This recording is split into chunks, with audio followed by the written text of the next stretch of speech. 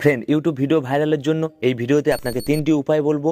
এর মধ্যে 2টি উপায়, সে আপনি নতুন ক্রিয়েটার হন বা পুরনো ক্রিয়েটার হন, অবশ্যই সবাইকে ফলো করতে হবে, নাহলে আপনার ভিডিও ভাইরাল করা অনেকটা কঠিন হয়ে যাবে। তা চলুন বন্ধু, প্রথম উপায়, আপনার ভিডিওর জন্য ভালো টাইটেল লিখতে হবে। দেখুন, একটি ভালো টাইটেল লেখার জন্য আপনি একটি কাজ করতে পারেন।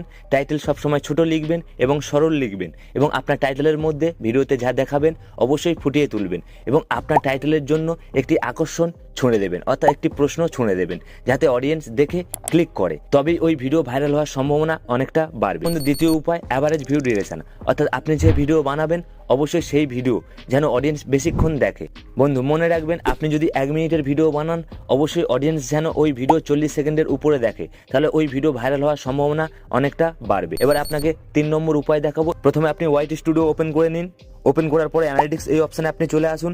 আসার পরে টপ কন্টেন্ট এর উপরে আপনি ক্লিক করুন। কোন ভিডিওগুলো সবচেয়ে বেশি ভিউ আনছে এর উপরে আপনি